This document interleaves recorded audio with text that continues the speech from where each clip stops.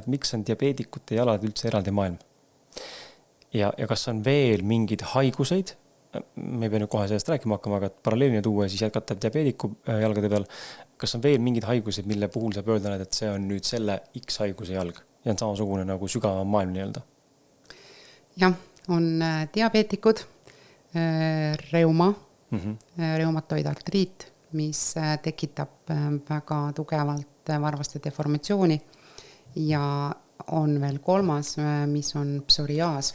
Ehk siis kui psoriaas on teada-tuntud nahahaigus, aga teatud juhtudel, kui on reumatoidne psoriaas, ehk siis läheb liigestesse ja ta võib ka minna küüntesse.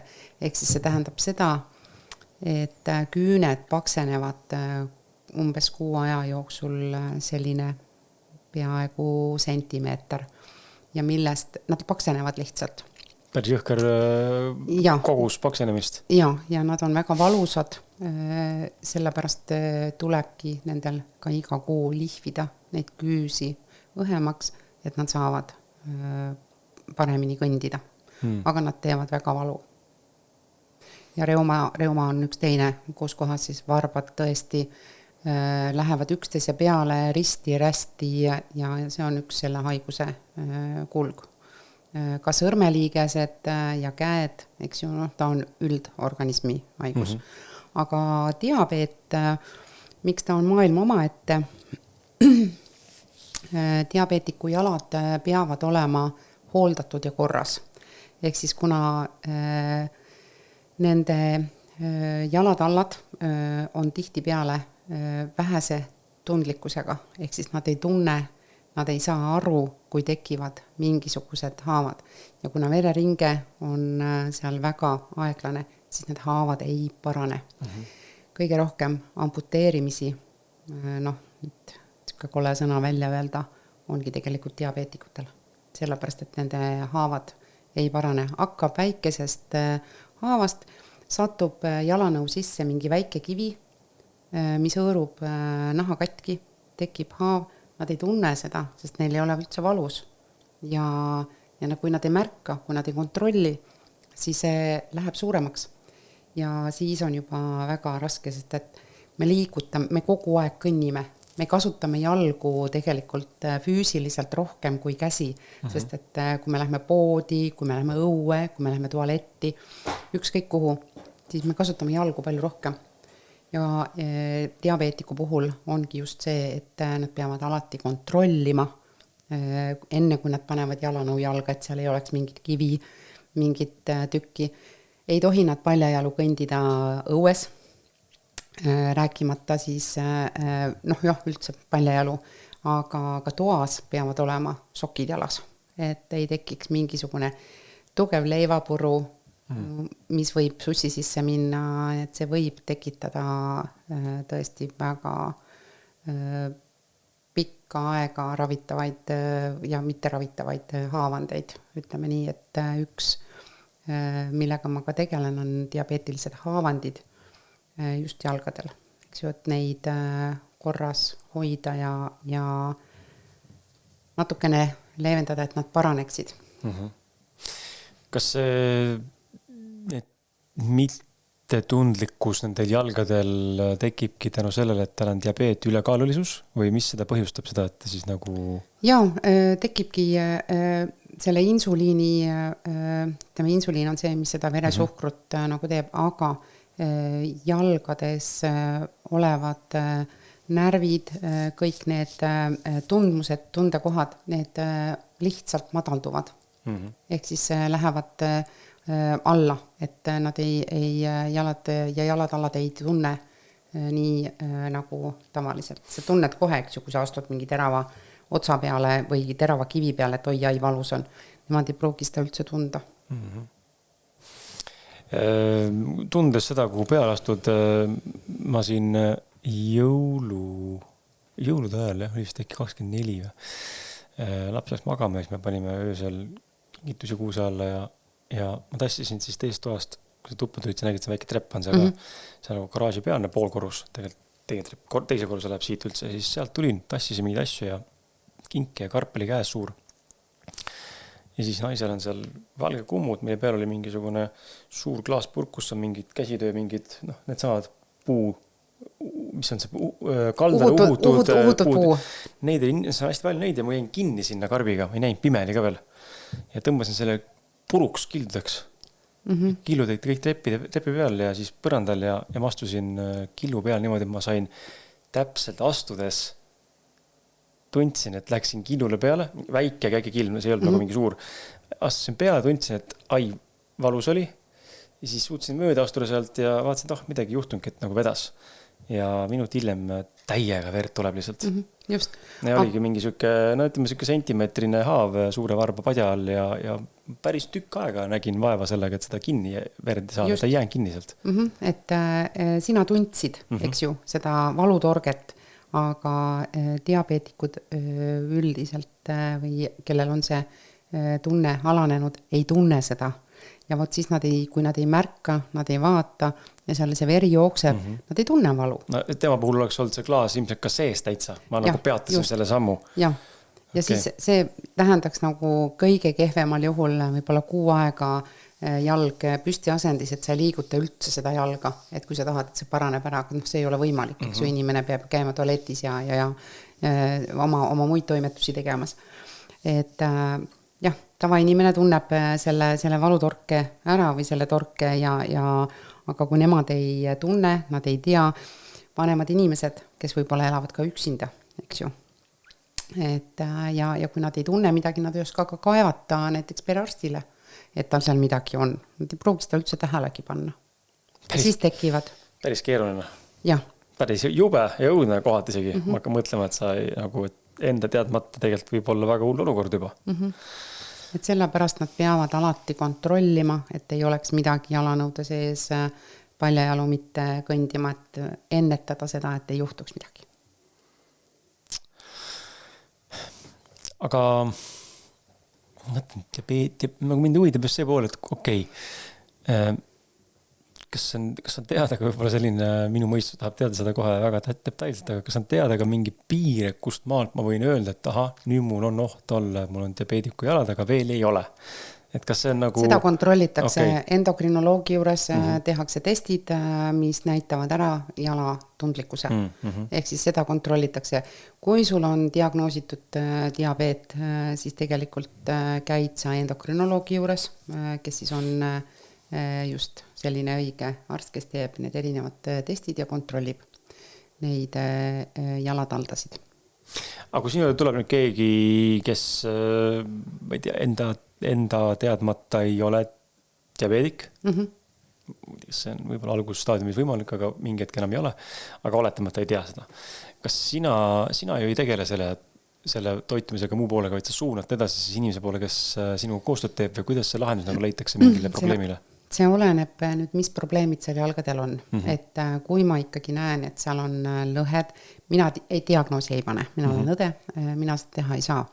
Aga ülekaalulisus ja kui jalad ja kannad on juba sellised halvas seisukorras, ma küsin alati kõigi käest, kas teil on mingi süsteemne haigus. Üldiselt nad teavad. Osad ka ütlevad, et nad on jälgimisel, see prediabeet, ehk siis eeldiabeet, kontrollitakse veresuhkruid ja kellel siis mis ravimid on või siis mis muud haigused neil on, sest ma alati küsin, sellepärast et see on hästi oluline üldse panna seda raviplaani paika. Need, kes ei tea, ma alati räägin, ma kogu aeg räägin, ma küsin, et saada rohkem infot, kas siis tervisemurede või millegi kohta, aga kui ma näen, et need jalakannad on ikka sellised või siis küüned erineva asja tagajärjel siis läinud kas paksemaks või muutnud värvi. Et sellest ma saan juba väga palju ise informatsiooni ja vajadusel saan suunata edasi. Kuna ma töötan eriarstiabikliinikuga koostöös, siis meil on seal olemas endokrinoloog, meil on seal olemas kirurg, ja paljud muud arstid ka, ortopeed on ka millalgi tulemas, kellega siis saab ka samamoodi nõu pidada ja konsulteerida. Okei, päris kompleksne.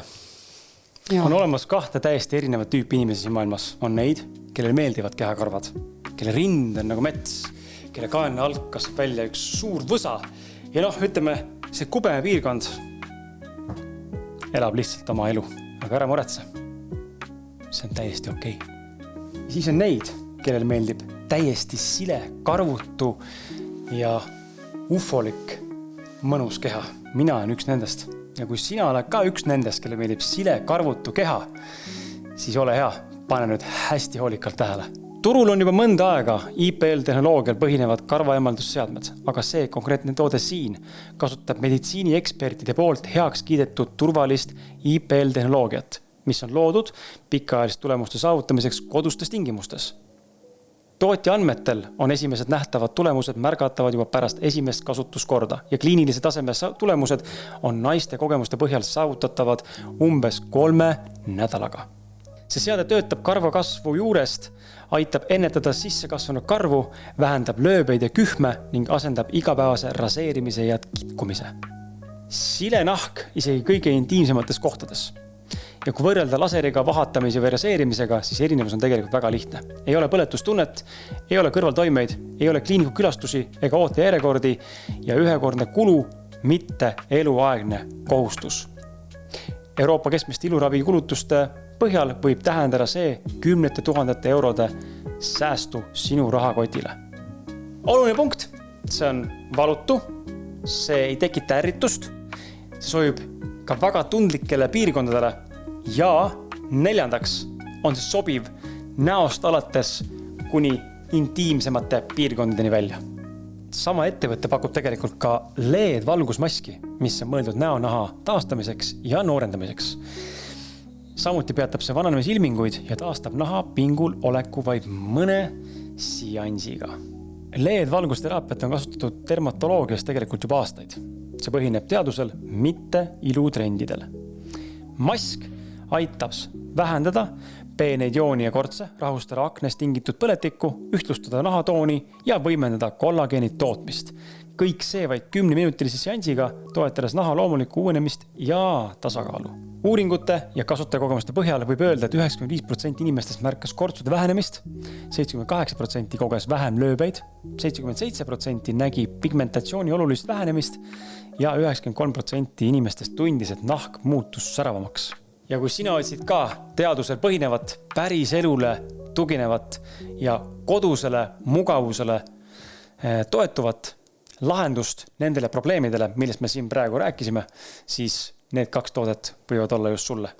Seega, kui siin see kõnetas, siis ole hea, külasta nahakeskus.ee ja vali endale sobiv toode. Aitäh sulle, et sa vaatasid ja jätkame saatega. Jaa. Peatume sellel psoriaasil ja reumal korra ka siis uuesti. Ma mainisin mõlemat, ma ei tea, kummast sa alustada tahad. Reuma. Teeme reuma. Ka üks väga selline piinarikas haigus, ütleme nii, sest et seal on kogu aeg valud. Valud liigestes ja nad saavad hästi palju erinevaid ravimeid ja väga paljudel juhtudel tegelikult ei hakata ka operatsiooni tegemast, et moonduvad uuesti tagasi. Aga nendele on tõesti väga head abivahendid. Näiteks kui on just see suure varba kont, halluksvalgus on selle nimi, eks ju, moondunud, siis tegelikult ma võtsin siin kaasa paar sellist erinevat abivahendit, ehk siis sellised silikoonist. See on üks väike osa ainult, sest igale ühele on erinevad sellised vahendid, mida siis panna sinna, et hoida seda, et ta ei läheks sügavamaks või ei süveneks. Samuti... Aga silikon on nii pehme, kuidas ta seda suudab ära hoida? Hoiab, ilusti hoiab ära. Et neid on erinevaid. Siin on veel näiteks teise varba peale pandavad, eks ju, et tegelikult ta hoiab ära selle, et ta ei lähe sinna vastu sellele teisele varbale, millele siis on nagu mõeldud, et nad ei hõõrduks. Väga palju tekivad selle hõõrdumise tagajärjel, kui on näiteks reuma varbad ja reuma diagnoositud valulikud konnasilmad mis tekivad sinna varvaste vahele. Ehk siis väga palju käib just nendega, et neid eemaldada, aga kuna need varbad kogu aeg hõõrduvad üksteise vastu ja nad on kogu aeg niivõrd üksteise küljes kinni. Eriti jalanu sees. Jalanu sees ja neil on ka muidu, sest et reumal ongi, need varbad võivadki olla vot sellised, eks ju, et need on ainukesed asjad, mis aitavad natukene leevendada ja vältida seda, et need konnasilmad sinna nii tihedalt ei teki. Ehk siis nad ei oleks valutavad. Nad võivad tekkida, aga need abivahendid aitavad seda ennetada. Ja teine asi, mis väga paljudel ka reumahaigetel on sellised varbad, mis lähevad vot niimoodi. Neid nimetatakse haamervarvasteks. Ehk siis kuhu hakkavad tekkima konnasilmad on varba otstesse, sellepärast, et need varbad võtavad, nii-öelda, võtavad vastu, eks ju, selle pinge ja tekivad paksendid varba otstesse, sellepärast, et nende varbad on kogu aeg niimoodi, kuigi nad tegelikult peaksid olema nii sirged, eks ju. Ka nendele on eraldi sellised varbaeraldajad, mis aitavad natukene alt varbaid sirgeks hoida, sirgena hoida ja peal on selliste aasadega, mis siis lükkab siit poolt, et ta natukene võtab seda pinget maha. See aitab leevendada nende valulikku kõndimist ja see, et ei tekiks väga palju neid valulikke konnasilmi, paksendeid, kõike, mis selle järel tegelikult see, kus kohas, siin on näiteks see päkk, eks ju, ja siin on kand. See, kus kohas võtab vastu, tavaliselt on need välisküljed, päka välisküljed tekivad sellised paksendid või siis paks nahk ja sinna alla siis hakkavad tekkima aja jooksul need konnasilmad. Ehk siis, kui seda vältida sisetallad, mis tõstavad näiteks seda ristivõlvi, see aitab leevendada, see muudab ka kohe varvaste kuju. Et kui ma näitan inimesele, kui ta mul on toolis ja jalad on minu poole ja kui ma näitan talle, et kui ma rusikaga niimoodi seda ristivõlvi tõstan, siis tegelikult varbad kohe muutuvad sirgeks. Nii et kõik on näha, et kuidas moodi muutuvad ja kuidas need abivahendid aitavad tegelikult leevendada neid, sest et... Aga ei pööri ümber? Ei, reuma puhul enam. Kui sa jõuad võib-olla reuma alguses ja tead, kuhu pöörduda, et hoida seda, see aitab hoida vähe pikemalt neid tugevaid deformatsioone ära. Näitan sulle pärast. Mul on tunne, et see on midagi, mida ma võib-olla peaks kandma. Jah, neid on veel erinevaid, aga vaatame üle. Mis tundub ebamugav muidugi? Väga mugavad. Tegelikult on ka. Minul endal... Kuidas te jalanu sisse mahub üldse tegeb? Mahub, saad kohe proovida hiljem ka. Minul tegelikult on selline, sest meil kõigil risti võlv madaldub, sest me kogu aeg kõnnime, kellel pikivõlv natukene võib-olla muutub, aga enamus inimestel ristivõlv, ehk siis see päkaalune võlv muutub. Ja mina mõtlesin endale täiesti ennetavalt sisetallad. Ma nägin, et mul natukene nagu need varbad ei ole päris sirged ja see on täiesti loomulik aastakümnetega ja see ikkagi kasutad. Aga ma tunnen, et kui mul on see väikene suure varbakont, mitte väga palju, aga on ja nüüd ma olen kasutanud neid taldasid ise selline 6 aega ja ta on läinud paremaks. Ta on läinud sirgemaks. Ta ei teinud mulle haiget, aga teatud puhkudel oli tunda. Palu ei tee, aga on tunda. Ja samamoodi sellist varbavahet ka kasutan. See on jah, siis kuna mul ei ole mingit väga suurt probleemi, aga lihtsalt vaadata, et kas ta tegelikult muudab, sest kõik asjad, millega ma tegelen, ma ise proovin enda peal ära. Lihtsalt sellepärast, et vaadata, kas ta toimib ja kuidas see tunne on. Kui ma panin sisetallad jalga või saapa sisse, millega ma iga päev kõndisin, siis tegelikult teisel päeval hakkas mul selg valutama.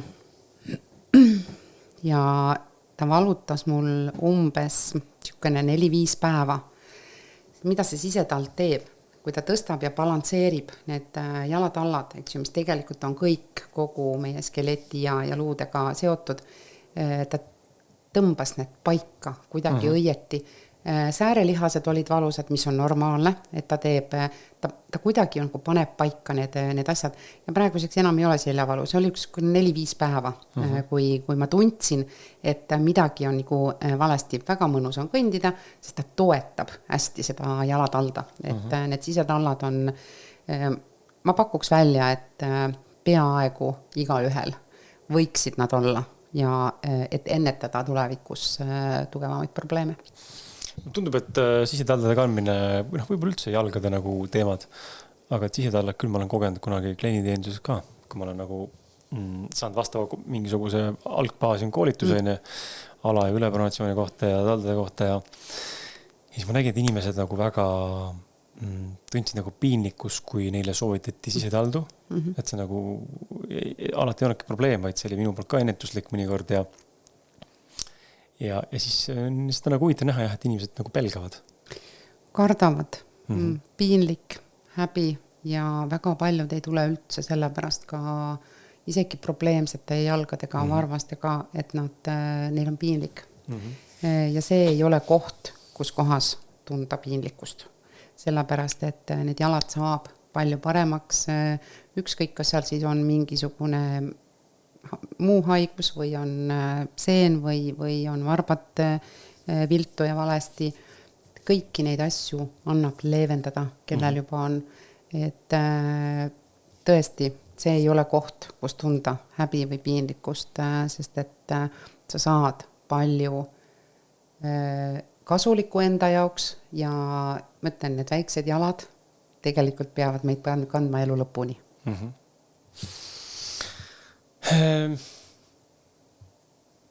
Psoriaas, just. Psoriaas on üldjuhul selline nahahaigus, kus tekib selline roosa ketendav nahk. Nagu lööve? Jah, aga ta on laiguti ja selline tugev, mis siis naharakud tekivad hästi kiiresti juurde, et ta ei jõua puhastada. Üldiselt ju naharakud uuenevad selline 28 päeva tagant, kellel kuidas, eks ju, tuleb see vanad surnud naharakud maha, aga sinna jääb kõik. Ja kuna ta paljuneb nii kiiresti, siis ei jõua tagasi vana ära tulla. Ja samamoodi, kui ta lööb küüntesse, ehk siis küüne struktuur muutub, nad muutuvad selliseks rabedaks, paksuks, mõnikord ka väga tugevad, ehk siis neid annab lihvida maha, aga see on ainukene võimalus, kuidas vältida valulikkust kõndimisel. Et lihvida maha need küüned, lõigata nii palju, kui saab ära lühemaks ja siis jälle 6 aja pärast jälle, sest et need tõesti paksenevad. Mul on päris mitu klienti, kes käivad just küüsi niimoodi lihvimas. Ja muidu ka jalatallad, eks ju, psoriaas on neil keha peal mujal, eks siis kuhu tekib kõige rohkem küünarnukid, peanahk, eks ju, põlved, põlveõndlad, sellised liikuvad kohad. Siis võib ka jalatalla all olla, aga psoriaasil on ka väga palju erinevaid alaliike. Ehk siis, kes minu juurde on jõudnud, on ka pulmopustulaarne psoriaas, mis siis on selline mädavilliline, tekib peopesadele ja jalatallale. Et ka seal on erinevad variandid, kuidas moodi seda puhastada, hoida ja millega seda vähendada. Okei. Kas psoriaas on seotud sinu arvates ka toitumisega? Täiesti seotud toitumisega. Mis seda soodustab? Ehk siis millist toitu tuleks vältida?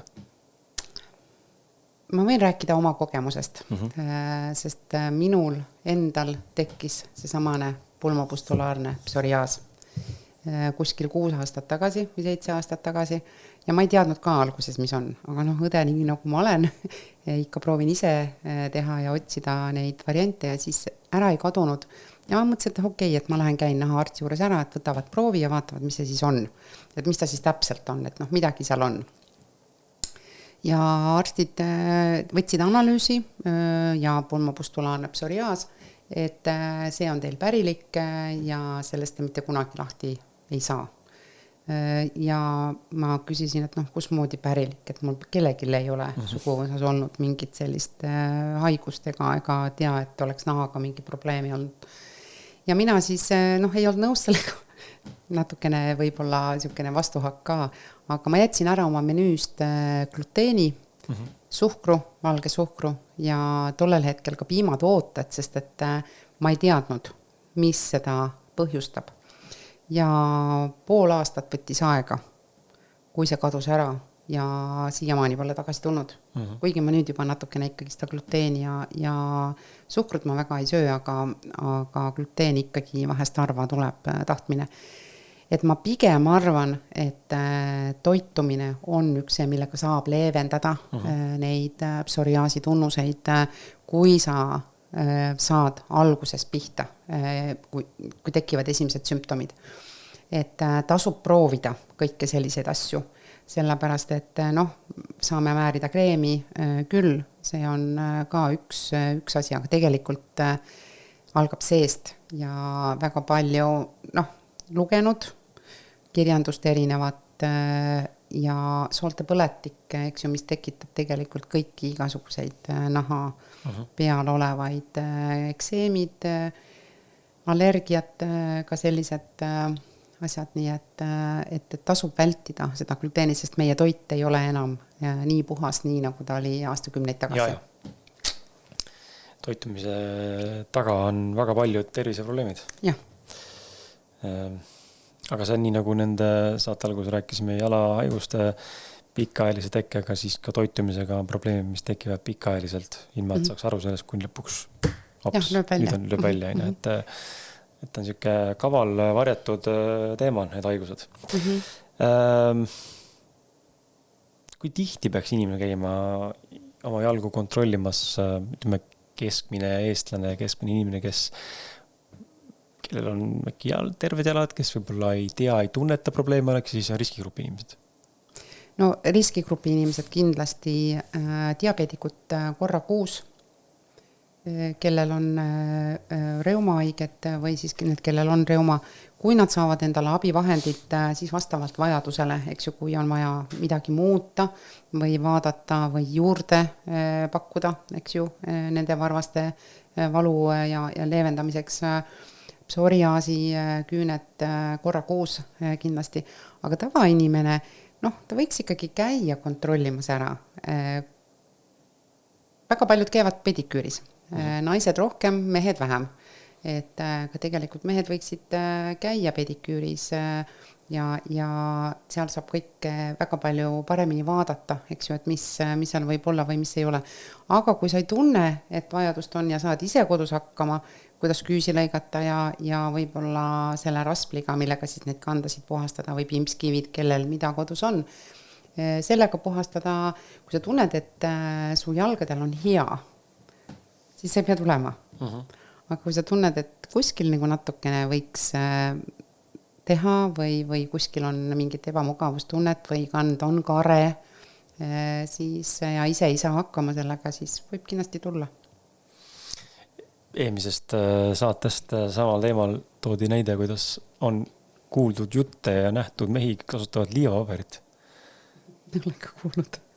Olen kuulnud. See on päris rets.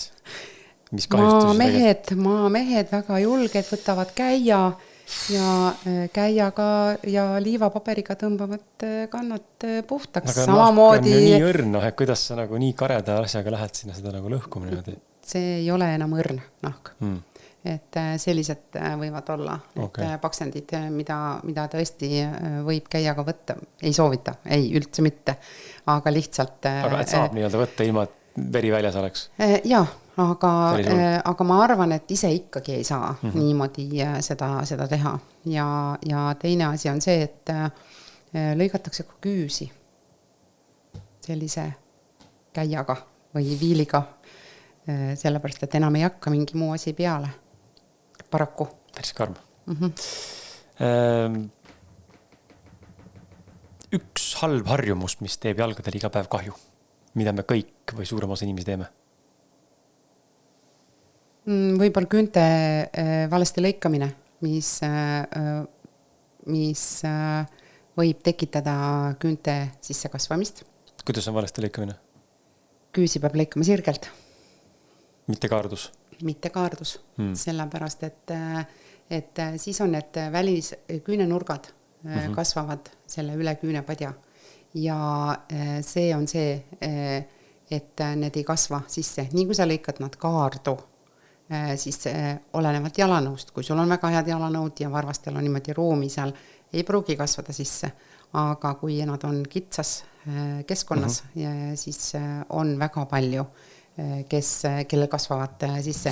Samamoodi ka nende sisse kasvanud küüntega haigused, paksenenud küüned, psoriaas, mis ka tegelikult kaarduvad just niimoodi hästi sisse. Ja jalgade hügieen, ehk siis jalgade pesemine, igapäevane pesemine, et siin ei ole, et ma pesen korra nädalas või korra kuus, et tegelikult jalgu peab ikka seebiga pesema iga päev. Minul oli sisse kasvanud küüs. See sama põhjusel. Räägi kogemust. Ma lõikan kaarega. Lõikan tänaseni, aga ma ei tea, mul enam sisse kasvanud küüned oleks. Ma näen seda nurka sealt nahapadja vahelt siis. Küünevalli vahelt. Jah, ma näen seda nurka ja ma saan seda käeridega nagu vajad, ma saan ligi sinna. Ma mäletan, et noorena oli, kui sisse kasvanud küüs oli, siis ei saanud, see oli hästi valus ja hästi põletik oli, ma käisin arsti juures sellega veel, pandi mingid spetsiaalsed pulbrid, mis tõmbas seda nahka nagu eemale sellest kohal, ta punetas nad, täitsa nagu paistes enne nii-öelda. Ja mul oli valus, ma mäletan. Enam ei ole valus, aga ikkagi lõikan kaardus, naine lõikab otse. Siis ma mõned huvitav, et kas peaks hakkama ka nagu harjutama. Tasub lasta kasvada selle nurgale ikkagi välja. See on turvalisem, sest et ta näeb nii veide välja see sirge lõige kuidagi, ikka tahad võtta nagu näpomalt. Aga sa võid natukene võtta viiliga selliseks ümaramaks, et ta pea olema niisugune 90 kraadi täisnurk. Tema teeb seda, ta võtab viiliga natuke nurkasid ära. Natukene nurgad ära, siis on ta pehmem ja on mugav, ei tee kuskilt haiget, aga need sisse kasvanud küüned on väga valusad. See ei ole üldse mõnus teema, võin kohe öelda. See ei ole üldse hea teema, kui ta oli mu noorena, see oli väga, väga ebameeldiv valus. Okei.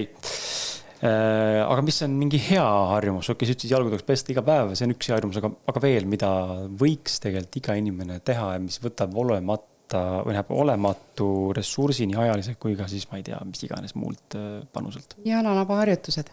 Näiteks siin istudes praegu, kui sa paned pastapliiatsi sinna varba alla ja hakkad tegema harjutust varvastega, tõstad seda pastapliiatsit ülesse.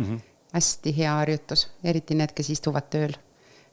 Ja vahepeal, kui püsti tõused päkkadele ja tõused kandadele, see paneb lümfitööle, liigutab lihaseid, parandab verevarustust jalgades ja need harjutused tegelikult neid saab kogu aeg teha.